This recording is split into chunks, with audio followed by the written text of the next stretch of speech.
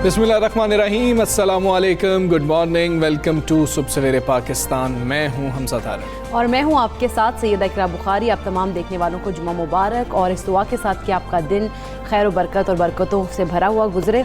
तो एक बहुत ही इम्पॉर्टेंट चीज़ थी जो कि ख़वातीन जितनी भी इस टाइम देख रही होंगी उन लोगों को, बल्कि अब तो मर्द हज़रात भी, जो कि अक्सर होता है कि जो लड़के होते हैं हॉस्टल में रह लेते हैं तो उन्हें अक्सर मसाइल होते हैं, अपने घरों में वालिदैन को कॉल करते हैं, अपनी वालदा को, बहनों को कॉल करते हैं कि ये मसला हो गया जी, चाय की पतीली जल गई है या कोई बर्तन जल गया, तो उसको हमें समझ नहीं आ रही कि कैसे करें। या दूसरे इस तौर पर ये मैं वैसे यहाँ पर जो है ना इकरा से मैं जो हूँ माजरत के साथ इख्तलाफ करूँगा। क्यों? कभी भी कोई नौजवान अपनी माँ को फ़ोन नहीं करेगा कि जी वो जो पतीली आपने मुझे दी थी ना वो जल गई है। ये रिस्क कोई नौजवान नहीं ले सकता कि आगे से वालिदा के जो जवाबात होंगे ना, वो हॉस्टल वाले जो होते हैं ना, वो बेचारे वो जो घर से रज़ाई लेकर आते हैं उसका भी बहुत ज़्यादा उनको ख्याल रखना पड़ता है। और मेरा ख्याल है कोई 99% होते होंगे कि जिनकी चोरी हो जाती है और फिर वो घर बता नहीं पाते हैं। हाँ। फिर वो अपने जिस शहर में होते हैं ना वहाँ से फिर नई खरीदते हैं और 4 साल बाद जब वापस जाते हैं तो वालिदा फिर पूछती हैं और फिर कहते हैं ये एक्सेप्शनल केसेस हैं या फिर मेरा वाला एक्सेप्शनल केस हो सकता है, लेकिन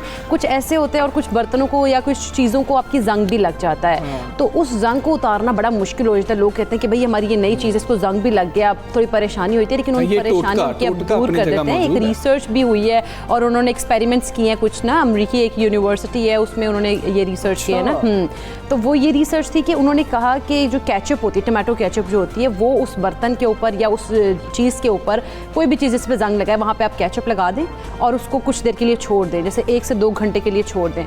तो कुछ देर बाद आप उसको जब साफ़ करेंगे और कोई भी बर्तन वाला ले ले या कोई भी कपड़े से साफ़ करेंगे तो वो जंग उतर जाएगा और नए जैसा हो जाएगा पहले से। ये इकरा बुखारी ने ट्राई किया है? वैसे मैंने ट्राई नहीं किया, लेकिन मैं सोच रही मैं ट्राई करती हूँ, क्योंकि उन्होंने ये ट्राई किया, काफ़ी ज़्यादा ट्रायल्स हुए हैं इसके ऊपर, और उन्होंने इसकी रीज़न जो ये बताई है वो ये है कि ये मसला ये कि टोमेटो केचप का नहीं कि वो इतनी ख़तरनाक है, ऐसा कुछ मसला नहीं है। मसला ये है कि टोमेटो केचप के अंदर होता है सिरका, और जो विनेगर होता है वो उसमें इतनी इस किस्म के उसमें जो होते हैं एसिड्स वगैरह होते हैं मौजूद कि वो जो जंग है वो उसको उतार सकते हैं। अगर टमाटो केचप नहीं भी है तो सिरका भी अल्टरनेट यूज़ कर सकते हैं, लेकिन टमाटो केचप जो है क्योंकि वो स्टिक रहती है उस चीज़ के साथ, तो फिर ये होता है कि वो जो जंग है वो उतर जाता है। तो ये आप अब सिर्फ ये चीज़ों के ऊपर से जंग उतारती है, दिमागों के ऊपर से नहीं।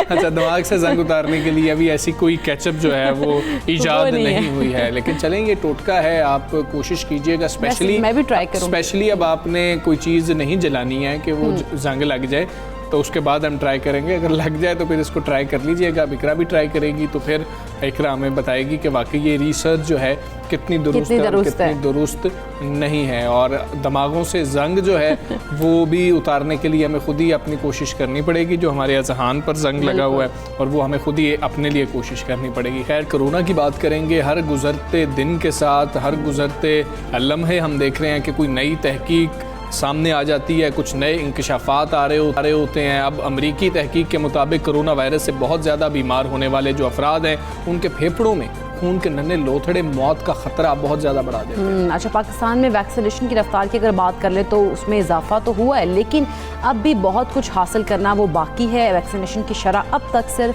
6.5% है। हाँ जी, इसलिए वैक्सीनेशन के लिए मज़ीद सख्त इकदाम की ज़रूरत है। हम अगर तरक्की याफ्ता ममालिक अमेरिका और बरतानिया की बात करें तो वहाँ पर तो खैर 52 और 62% से ज़ायद लोगों को वैक्सीन लगा दी गई है। अगर हम अपने हमसाया ममालिक के अंदर देखें, अच्छा कंपैरिजन किया जा रहा है वैसे, मैं कुछ अदाद-ओ-शुमार भी देख रहा था, जो कुछ रिपोर्ट्स भी आ रही थी, श्रीलंका के साथ किया जा रहा था जी कि उन्होंने 26% से ज़ायद आबादी को मुकम्मल तौर पर वैक्सीन लगा ली है। लेकिन हम ये भी नहीं देख रहे हैं कि चले उन्होंने इतने परसेंट जो है आवाम को लगा दी है, लेकिन हमने उनकी कुल आबादी से ज़्यादा लोगों को वैक्सीनेट कम अज़ कम फर्स्ट डोज जो है वो लगा दी हुई है। अगर आप पॉपुलेशन को देखें तो उसमें भी बहुत बड़ा गैप है। खैर, भारत के मामले में वैक्सीन शुदा आवाम कुल आबादी के तकरीबन 10% है, जो कि हमारे से बहुत ज़्यादा है, क्योंकि उनकी जो आबादी है वो भी बहुत ज़्यादा है। पाकिस्तान की निस्बत। खैर वैक्सीनेशन के अमल को तेज़ करने के लिए माहिरीन की जानिब से मुख्तलिफ तजावीज़ भी सामने आ रही हैं, जैसे कि एक तजवीज़ जो है वो ये है कि बाज़ार के दाखिली रास्तों पर वैक्सीनेशन कैंप लगाए जाने चाहिए। इस तरह से ज़्यादा लोगों को वैक्सीन जो है वो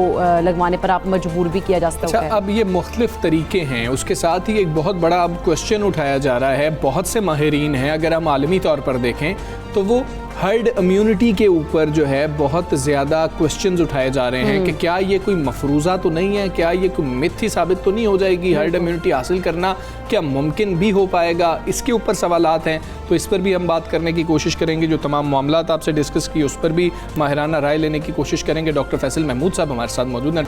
अस्सलाम वालेकुम, गुड मॉर्निंग डॉक्टर साहब। सबसे पहले बात कर लेते हैं हर्ड इम्यूनिटी के हवाले से ही, जो अब क्वेश्चंस उठाए जा रहे हैं कि ये शायद हासिल करना मुमकिन ही नहीं हो पाएगा ममालिक के लिए, कि जितनी सुस्त रफ्तारी से इस वक्त वैक्सीन लग रही है, ख़ास तौर पे तरक्की पजीर ममालिक के अंदर, तो पीछे जिनको पहले वैक्सीनेट किया होगा उनकी बूस्टर डोज का वक्त आ जाएगा, ये मैनेज ही शायद करना मुमकिन नहीं हो पाएगा।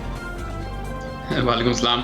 तो बिल्कुल आप सही कह रहे हैं कि ये हर्ड इम्यूनिटी एक्चुअली हमारी जो अंडरस्टैंडिंग है हर्ड इम्यूनिटी की, ये थोड़ी सी चेंज हुई है। शुरू में जब ये कोरोना आया था तो हमको लगा था कि शायद हम अगर इतने लोगों को वैक्सीनेट कर दें, इतने लोग इन्फेक्शन हो जाए उनको, तो इसका मतलब है कि ये बीमारी ख़त्म हो जाएगी। तो अभी हमको पता है बीमारी ख़त्म तो नहीं होगी। उम्मीद इस बात की है कि इवेंचुअली इतने लोग वैक्सीनेट हो जाएंगे कि ये बीमारी आम नज़ला खांसी जैसी हो जाएगी। उस पॉइंट पे हम कहेंगे प्रॉब्ली आपने हर्ड इम्यूनिटी अचीव कर ली है, मगर उसमें भी कई साल मुझे लगता है लगेंगे जिस रफ्तार से चीज़ें चल रही हैं। अच्छा डॉक्टर साहब, जिस तरह से अगर हम हर्ड इम्यूनिटी की तो बात करें, लोगों में बहुत ज़्यादा हेजिटेंसी भी है वैक्सीन लगवाने के हवाले से, उनको कायल करने के लिए बहुत सारी तजावीज़ भी सामने आ रही हैं। आप क्या समझते हैं इसकी शरह को बढ़ाने के लिए जो लोग वैक्सीनेट अपने आप को करवाएं बहुत ज़्यादा, कितने सख्त इक़दाम करने होंगे कि बहुत ज़रूरी भी है करना?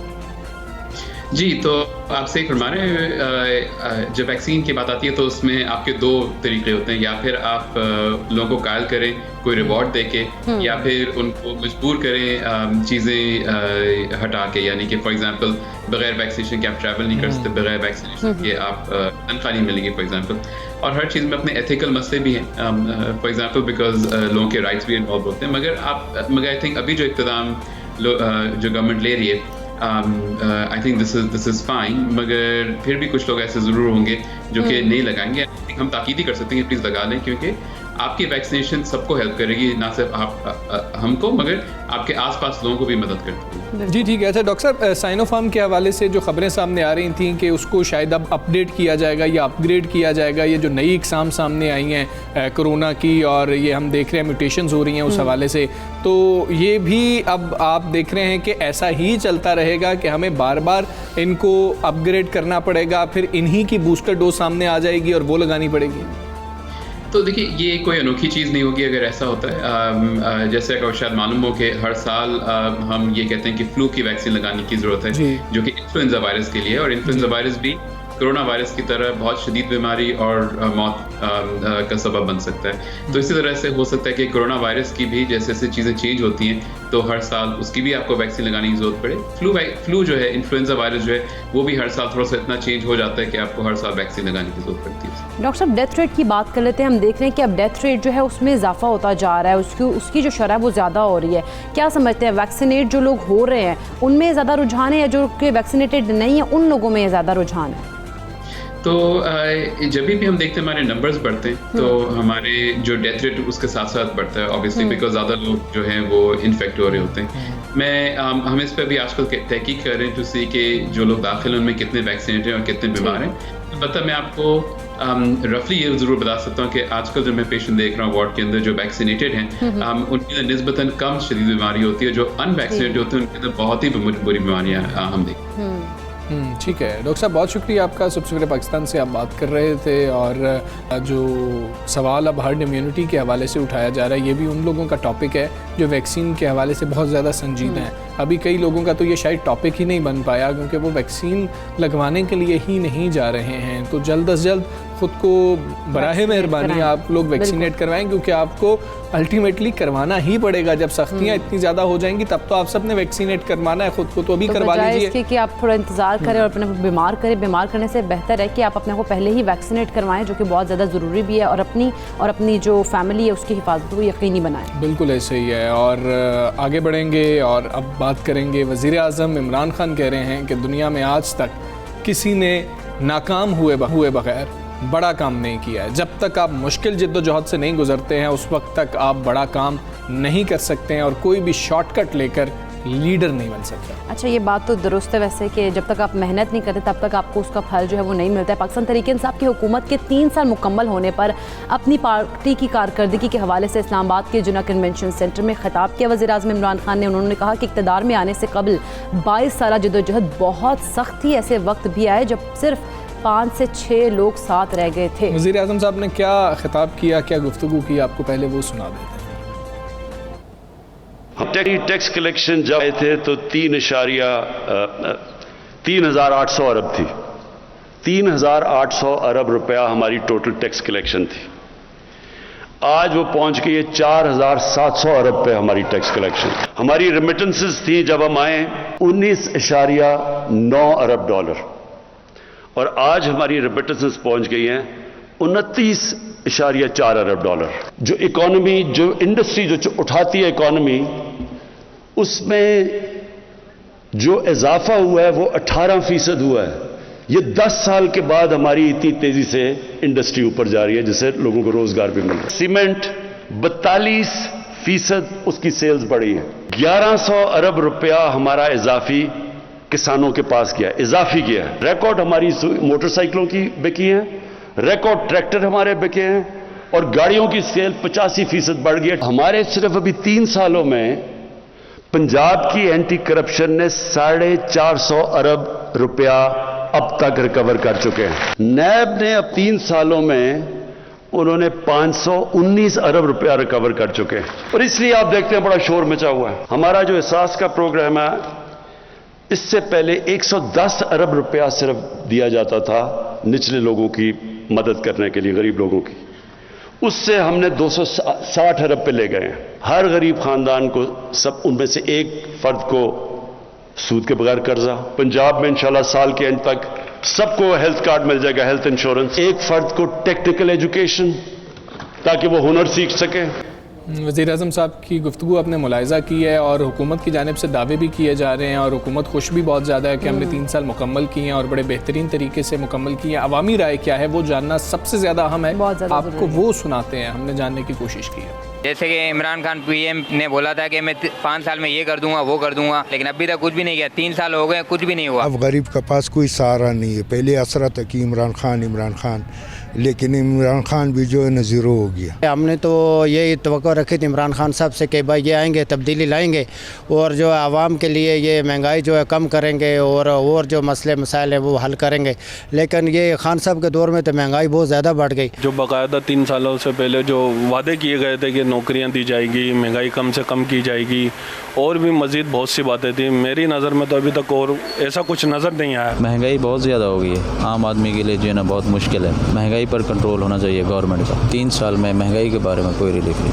3 साल कारकर्दगी इमरान खान की हुकूमत बिल्कुल जीरो है भाई। महंगाई रोज़ बरोज़ इजाफा थी ना पाए। गरीब वो बिल्कुल ख़त्म हो गया। गरीब के पास अब बिल्कुल ताकत नहीं है कि वो कोई चीज़ खरीद सके। हुकूमत की कारकर्दगी है कि लीडर तो बहुत अच्छा है, लेकिन रिलीफ वाले पास जड़े तले बैठे अफसरान मार्का, उन्होंने कोई किस्मी काम नहीं किया। सिर्फ और सिर्फ महंगाई का इजाफा था, बाकी कुछ नहीं किया। हाँ साहब, अगर आप कहें तो अब हम 3 सालों के बाद घबरा लें। जो महंगाई है, गरीब आदमी दिन ब दिन जो है वो पिसता चला जा रहा है महंगाई की चक्की में। हम बहुत ज़्यादा मुतमिन है। कारकर्दगी जो इमरान खान की है बहुत अच्छी है। बाकी ये है कि महंगाई पे थोड़ा सा कंट्रोल कर लें तो हम मुकम्मल मुतमिन है। सिर्फ क्या है कि हमारे हाल पे थोड़ा सा करम किया जाए, महंगाई कम की जाए। इमरान खान की हुकूमत बिल्कुल ठीक नहीं हैगी, ठीक है ना। इन्नी 3 साल ਦੇ ਵਿੱਚ ਇਹਨੇ ਕੋਈ ਐਸਾ ਕੰਮ ਨਹੀਂ ਕੀਤਾ ਜਿਹਦੀ ਵਜ੍ਹਾ ਨਾਲ ਜਿਹੜਾ ਨਾ ਆਵਾਮ ਨੂੰ ਸਹੂਲਤ ਮਿਲੀ ਹੋਵੇ।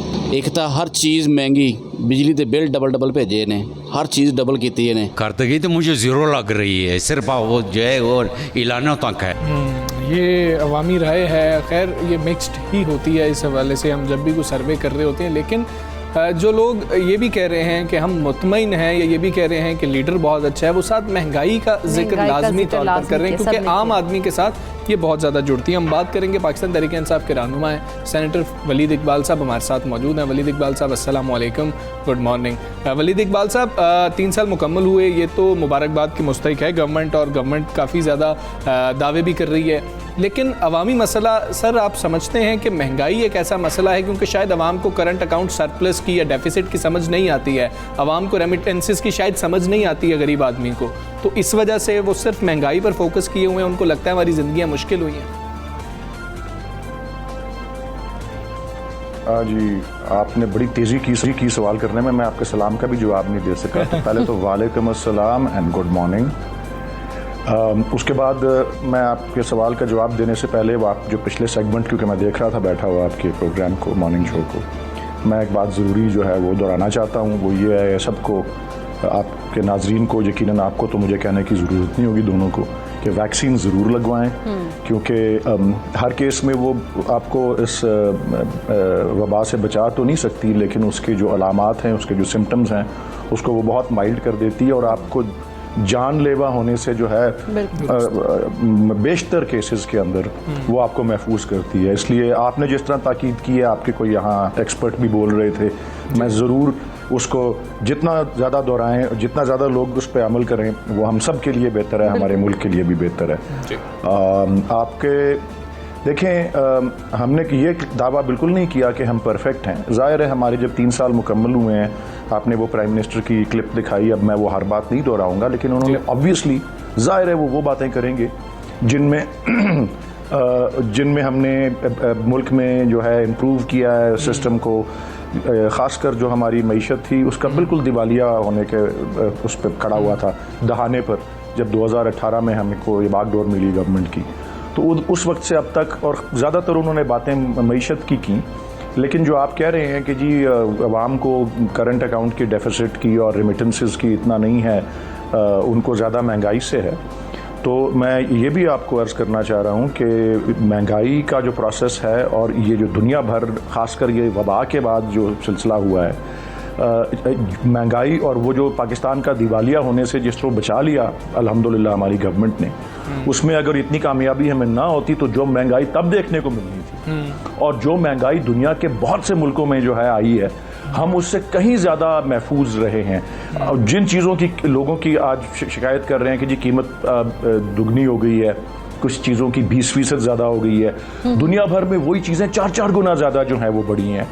कई चीज़ें जो 20% यहाँ बढ़ी हैं वो दुनिया भर में 40%, 90% मुल्कों में वो 40। हमने बहुत ज़्यादा इसको भी कंट्रोल जो किया है और हमारी अपनी पैदावार जो है, बहुत सी जो रोज़मर्रा की खाने पीने की अशियाँ हैं वो इसमें चलें, इतनी वाफर तो नहीं कि हमें बाहर से ना लाना पड़े, लेकिन इतनी कम अज़ कम है कि हम बहुत सी जो दुनिया भर में इन्फ्लेशन का जो इम्पैक्ट हुआ है, और वाकई हुआ है दुनिया भर में, जो जिस तरह से महंगाई की शरह बढ़ी है, खासकर पिछले 1 साल में, इतने पाकिस्तान को उसका इम्पैक्ट जो है इतना ज़्यादा नहीं हुआ है। मैं दूसरी बात आपको जो 1-2 बातें जो मैं अर्ज़ करना चाह रहा हूँ आपको, मिसाल के तौर पे 2018 में फ़ीकस आमदन जो पाकिस्तान में फ़ीकस आमदन 2018 में पर कैपिटा इनकम जिसे कहते हैं वो 1,80,000 रुपए थी। इस वक्त वो 2,46,000 रुपए है। तो लोगों की अगर एक तरफ महंगाई 8% पे आज है, तो ये जो फ़ीकस आमदन है पाकिस्तानियों की वो 37% जो है वो बड़ी है।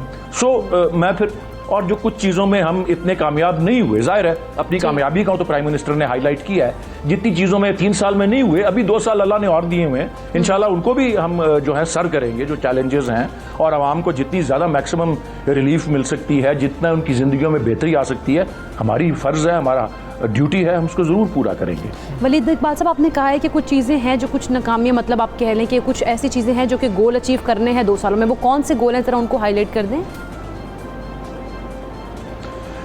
मेरे ख्याल में बिल्कुल ज़ाहिर है, देखें आपने भी क्लिप्स दिखाए और आपने मेरे ख्याल एक आपका जो जिनके पास आप गए थे आपके व्यूअर्स में से, जहां आपका कैमरामैन और आपका क्रू गया, उनमें से उन्होंने एक ने ठीक कहा कि जी हर किस्म की मिक्स्ड बातें होंगी, लेकिन जो यकसानियत आती है बहुत सी बातों में, वो ज़ाहिर है जो महंगाई का सिलसिला है और जो रोज़मर्रा की अशिया की जो महंगाई जिसका सामना है, जो कि मैं फिर दोहराता हूँ कि अभी दुनिया भर में में जो मुश्किलात हुई हैं और जो हमको हो सकती थी मुश्किलात अगर हमारी हुकूमत इसको कामयाबी से ना संभालती, उससे कहीं ज़्यादा कम है। अभी भी जो महंगाई है उससे बहुत ज़्यादा हो सकती थी।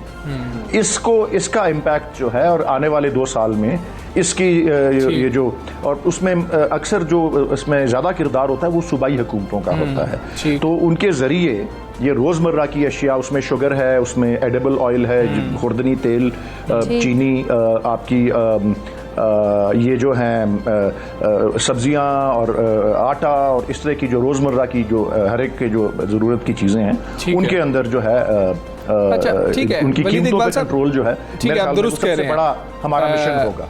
वलीद इकबाल साहब, जिस वक्त इलेक्शन आ रहा होता है, गवर्नमेंट के लिए इलेक्शन में जाना शायद मुश्किल होता है अपोजिशन की निस्बत, क्योंकि अपोजिशन ने कुछ भी नहीं बताना होता, अपनी कारकर्दगी तो दिखानी नहीं होती, हुकूमत ने अपनी कारकर्दगी दिखानी होती है। अब आप लोग इलेक्शन में जा रहे होंगे, 1 साल आप काम करेंगे, उसके बाद आखिरी साल होगा, उसके बाद इलेक्शन की तैयारी चल रही होगी।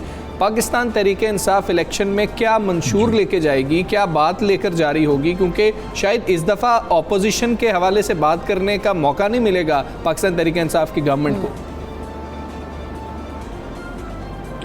देखिए जी, पाकिस्तान तहरीक इंसाफ जो अपना अगला मंशूर देगी वो ज़ाहिर है पिछले मंशूर की कंटिन्यूएशन और उसकी जो अचीवमेंट्स हैं उसके ऊपर बिल्ड करेगी। और मेरे ख्याल में जो एक हमारा बहुत बड़ा उसका सुतून रहा है मंशूर का, ख़ासकर एक रोज़मर्रा की और एक आम आदमी की और ख़ातून की ज़िंदगी के हवाले से, वो हमारा 2018 का एक वादा था कि सबसे बेहतरीन डेवलपमेंट ह्यूमन डेवलपमेंट होती है, और उसके हवाले से मेरे ख्याल हम बहुत ज़्यादा हाईलाइट करेंगे। और उसमें खैबर में अल्लाह ताला ने हमें बहुत कामयाबी दी। आपने बताया ना कि अगला इलेक्शन और हुकूमत, हमारे पास 13 से 18 तक एक सूबे की हुकूमत थी, वो खैबर था। और वहाँ पे जो एग्जाम्पल, मैं ह्यूमन डेवलपमेंट के 2 ही सिर्फ एग्जाम्पल दूंगा। नंबर 1 आपका जो यूनिवर्सल हेल्थ इंश्योरेंस है, जो सेहत कार्ड है, जो कि खैबर में तो पूरा रोल आउट हो गया है, और पंजाब और बलूचिस्तान में भी हमारी हुकूमत पंजाब में है और हलीफ जमात की हुकूमत बलूचिस्तान में है। तो वो हमारी अचीवमेंट्स में से एक होगा कि जी आपको सेहत जो है उसमें रिलीफ जो मिली है, जो कि एक बड़ा अहम मामला होता है। दूसरा जो पॉवर्टी एलिविएशन, जो गुर्बत के इंसदाद के लिए समाजी तहफ़्फ़ुज़ का जो हमने काम किया है, जो कि एहसास प्रोग्राम के जरिए है, जो कि प्राइम मिनिस्टर ने भी बताया कि जी 110 अरब का जो सिलसिला होता था उससे बढ़ा के 260 अरब, और एक यूनी डायमेंशनल प्रोग्राम जो BISP था उसको एक तो बदउनवानियों से भी क्लीन किया, उसको मल्टी सेक्टरल जो प्रोग्राम बनाया है, 34 उसके ज़ैली प्रोग्राम्स हैं, उसमें कैश जो है एडवांसेस हैं, उसमें इंटरेस्ट फ्री लोन्स हैं, उसमें कामयाब जवान, उसमें बुजुर्गों के लिए, ख़वातीन के लिए, नौजवानों के लिए, सारा वो जो सिलसिला है उस पर ज़रूर बिल्ड करेंगे दीगर के साथ। बिल्कुल ठीक है। वलीद इकबाल साहब, बहुत शुक्रिया आपका। सब सवेरे पाकिस्तान से आप बात करते हैं। हुकूमत